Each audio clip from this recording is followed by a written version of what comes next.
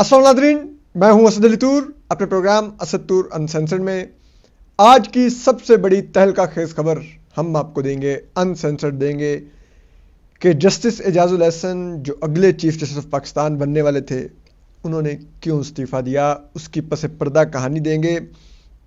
Supreme court में क्या चल रहा है, ये सब कुछ हम आपको बताएंगे। अगले चीफ जस्टिस ऑफ पाकिस्तान कौन बन रहे हैं, ये हम आपको बताएंगे। और सुप्रीम जुडिशल काउंसिल की जो कंपोजिशन अब चेंज हुई है वो बताएंगे। और हम आपको ये भी बताएंगे कि आने वाले दिनों में क्या सुप्रीम कोर्ट में मज़ीद जज भी मुस्ताफ़ी होने जा रहे हैं, वहाँ पर गौर जारी है। ये सब अंदर की खबरें और बड़ी और तहलका खेज खबरें आज असद तूर अनसेंसर्ड में हम आपके लिए लेके आ रहे हैं। तो देखिए, ये जो इस्तीफ़ा दिया है जस्टिस एजाजुल एहसन साहब ने, ये अचानक नहीं आया, ये बहुत ही गैर मामूली हालात में आया है। और इसके पस पर्दा कहानी बहुत ही तहलका खेज और बड़ी आंखें खोल देने वाली और रोंगटे खड़े कर देने वाली है।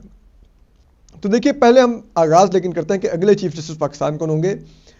वो जस्टिस मंसूर अली शाह होंगे, जो आज सुप्रीम जुडिशल काउंसिल में जस्टिस एजाजुल एहसन की जगह बैठे थे।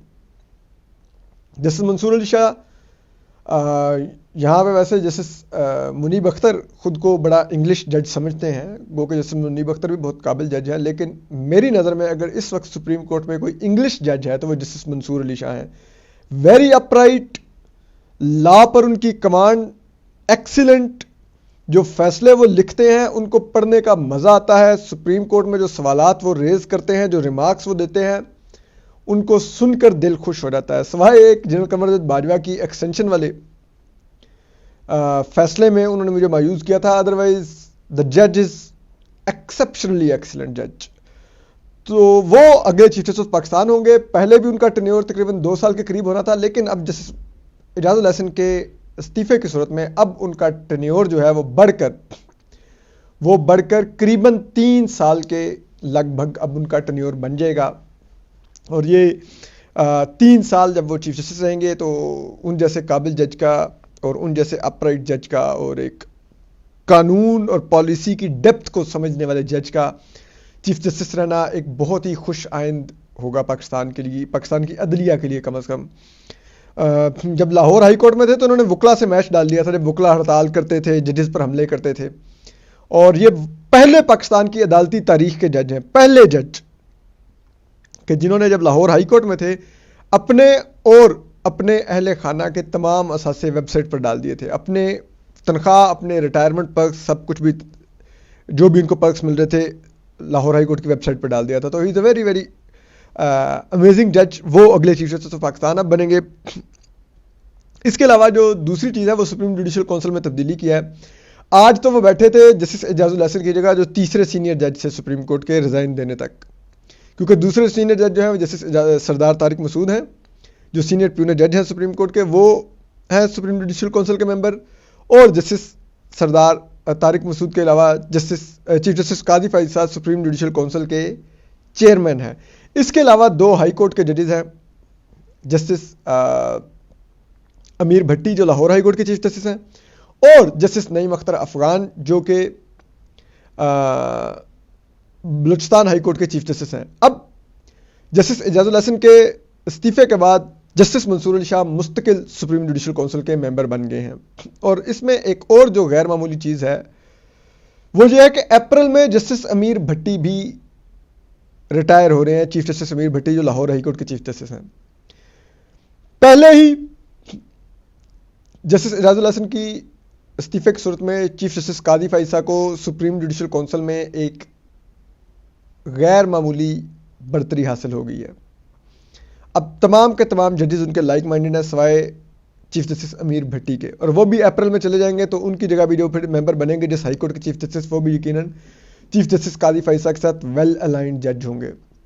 और याद रखिए, इस तरह की एक्विटेशन पहले भी बनी थी, और ये साकिब निसार के दौर से बननी शुरू हुई थी, जब साकिब निसार के साथ वो होते थे आसिफ सईद खोसा और अजमत सईद शेख, फिर आसिफ सईद खोसा और गुलजार अहमद, फिर आसिफ सईद खोसा, गुलजार अहमद और अजमत सईद शेख, फिर जैसे कहते हैं आसिफ सईद खोसा, गुलजार अहमद और उमर अता बंदयाल। फिर गुलजार अहमद, उमर अता बंदयाल और जिसे कहते हैं कौन थे, इफ नॉट रॉन्ग, अजमत सईद शेख ही थे या वो शायद थे फैसल अरब, कुछ इस तरह मतलब। तो ये यूं चलती रही सुप्रीम जुडिशल काउंसिल, और ये मुकम्मल तौर पे जो पीटीआई का हाइब्रिड प्रोजेक्ट किया गया था उसको सोचकर ये जजेस एलिवेट किए गए हुए थे और ये यूं जजेस को पोजीशन किया गया हुआ था।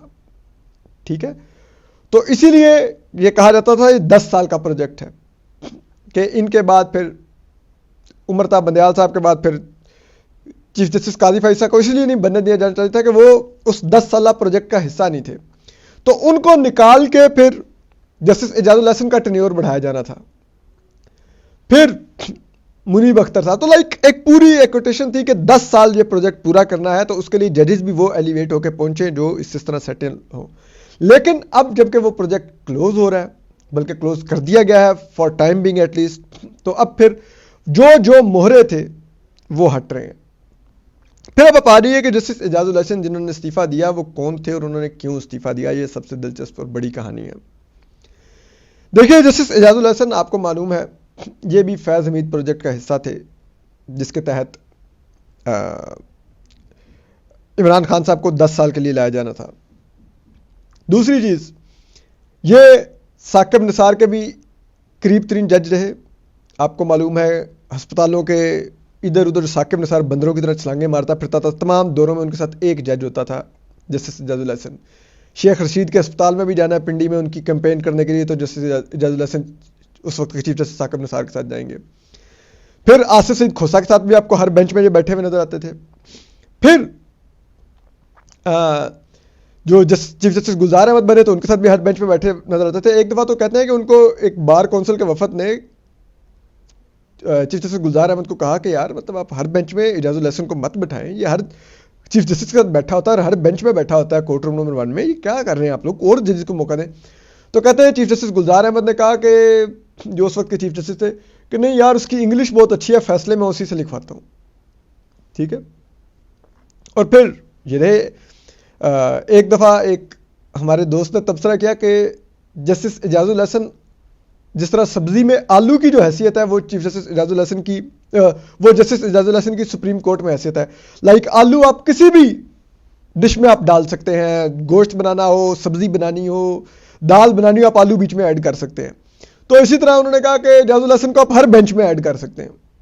ठीक है, तो ये और फिर ये पनामा लीक का जो मियां नवाज शरीफ साहब का ट्रायल चला उसके बेंच का भी हिस्सा थे। मियां नवाज शरीफ साहब को लाइफ टाइम डिस्क्वालिफिकेशन करने वाले यही जज थे। फिर जो मियां नवाज शरीफ साहब के खिलाफ जो अकाउंटेबिलिटी कोर्ट में जो ट्रायल चला उसके निगरान जज भी यही थे, जिसके नीचे आईएसआई के कर्नल जाके जज बशीर और दीगर जजेस के कमरों में घूमते रहे, जज अरशद मलिक को मरहूम को उनकी कोई कंप्रोमाइज्ड फिल्में दिखाकर ब्लैकमेल करते रहे, और उस सब के निगरान जज कौन थे?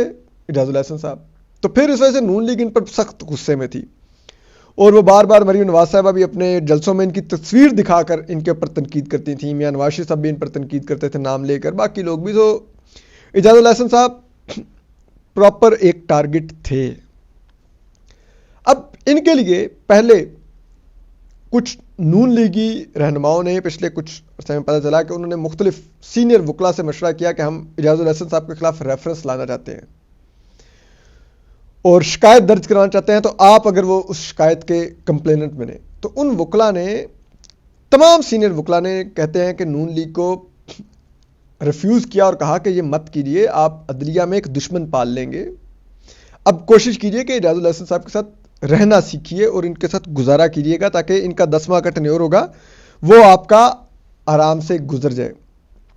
लेकिन उसके बाद भी फिर एजाजुल हसन साहब को क्यों जाना पड़ा, यह है असल कहानी। तो देखिए, जो जस्टिस एजाजुल हसन थे, हालांकि वो अगले चीफ जस्टिस ऑफ पाकिस्तान बनने वाले थे और कौन चीफ जस्टिस का ओहदा छोड़ना चाहेगा? ठीक है, वैसे जस्टिस सरदार तारिक मसूद ने छोड़ा था चीफ जस्टिस काजी फैसला के लिए, उन्होंने कहा था कि नहीं, ठीक है, वो नहीं उस प्लॉट का हिस्सा बने थे जस्टिस काजी फैसला के खिलाफ रेफरेंस में जो जजेस ऑन बोर्ड थे जैसे सरदार तारिक मसूद जानते बूझते कि वो चीफ जस्टिस बन सकते हैं, वो उस साजिश का हिस्सा ना बने, उन्होंने वो लालच ठुकरा दी। तो जस्टिस एजाजुल हसन तो बन सक रहे थे, 10-11 माह के लिए चीफ जस्टिस बन रहे थे, लेकिन उन्होंने क्यों फिर भी ऐसी क्या हो गया गैर मामूली को उन्होंने छोड़ दिया।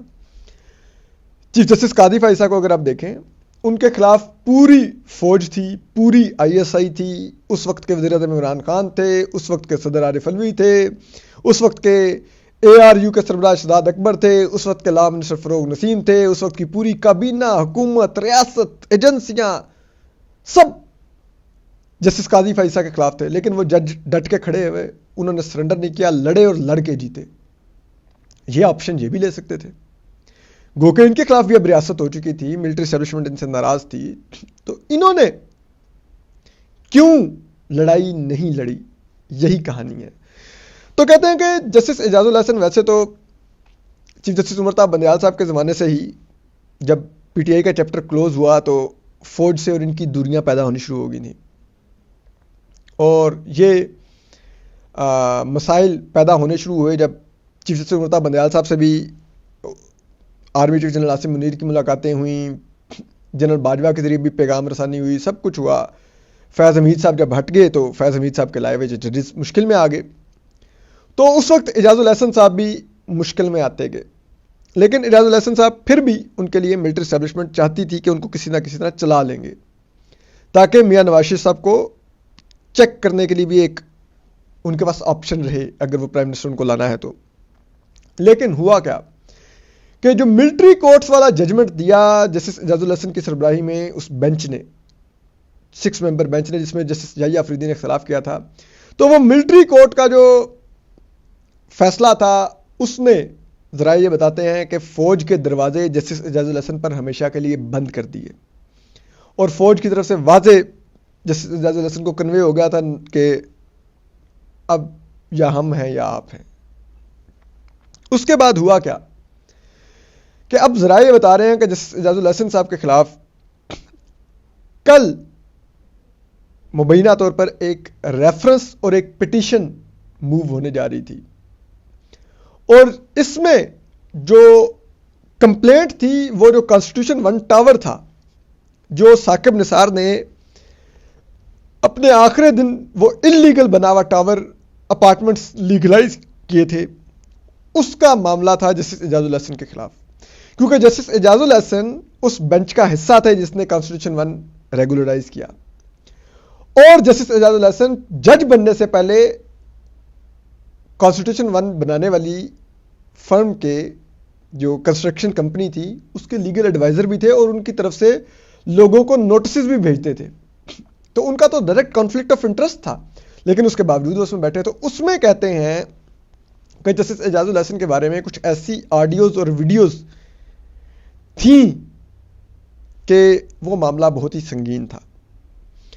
और जस्टिस एजाजुल हसन ने आज एक चीज देखी कि जब जस्टिस मुज़ाहिर अकबर नकवी के इस्तीफा देने के बावजूद सुप्रीम जुडिशल काउंसिल ने उनके खिलाफ रेफरेंस को ड्रॉप करने की बजाय कार्रवाई आगे बढ़ाने का अंदिया दिया, और इस ग्राउंड पर यह अंदिया दिया, यह फैसला दिया, बल्कि अंदिया नहीं दिया, फैसला दिया कि क्योंकि उन्होंने शिकायत आने के बाद इस्तीफा दिया है तो अब उनके खिलाफ कार्रवाई फिर भी चलेगी, क्योंकि शिकायत तो अब भी अपनी जगह मौजूद है, और वो शिकायत और वो इल्जाम अब सुप्रीम कोर्ट के इदारे के ऊपर भी इल्जाम है कि उनका एक जज करप्ट था।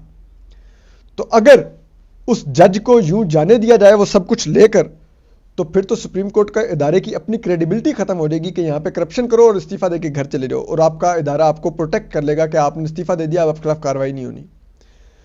तो अब जस्टिस एजाजुल हसन को पता था कि अगर वो रेफरेंस दायर हो गया तो उसके बाद मैं इस्तीफा दूंगा भी तो कार्रवाई चलेगी,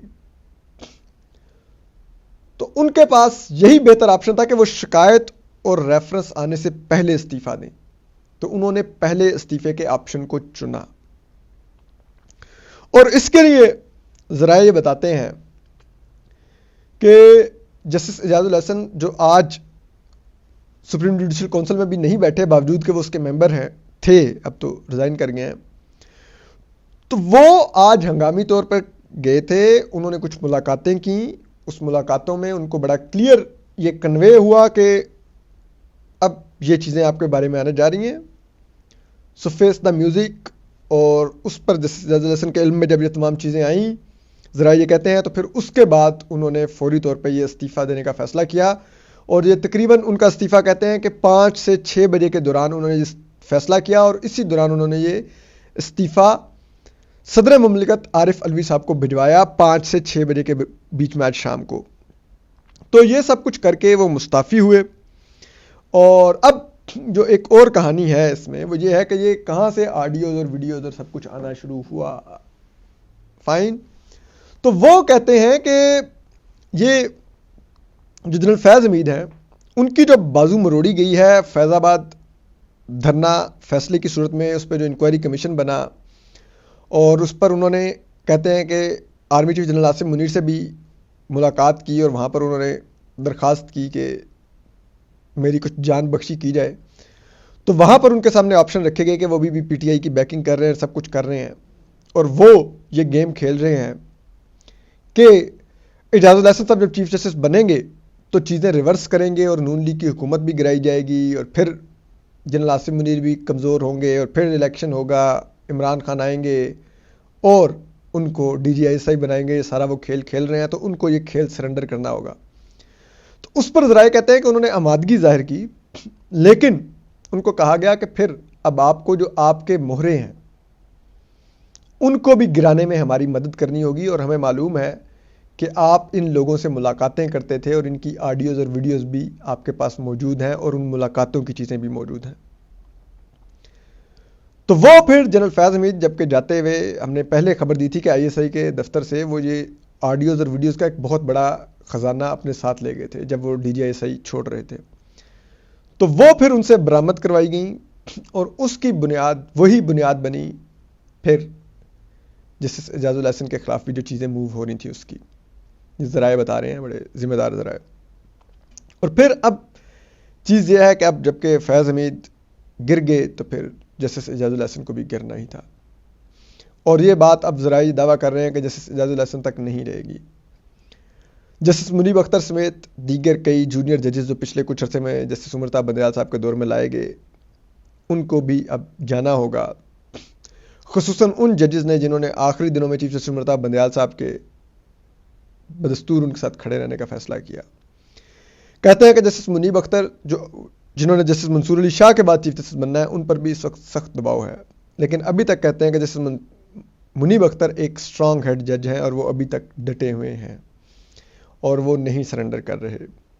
और उनके करीबी ज़रा ये दावा कर रहे हैं कि वो सरेंडर नहीं करेंगे, लेकिन इस्टेब्लिशमेंट पुर उम्मीद है। और अब मियां नवाज शरीफ साहब को मुकम्मल तौर पर, जैसे कहते हैं ना, तमाम रुकावटें हटाकर लाया जा रहा है, ताकि वो इस थ्रेट के बगैर गवर्नेंस कर सकें कि उनके साथ कोई जज आने वाले दिनों में खेल नहीं खेलेगा। तो अगर जस्टिस मुनीब अख्तर भी जाते हैं, तो इस तरह justice Yahya Afridi chief justice बनेंगे जस्टिस मंसूर अली शाह के बाद।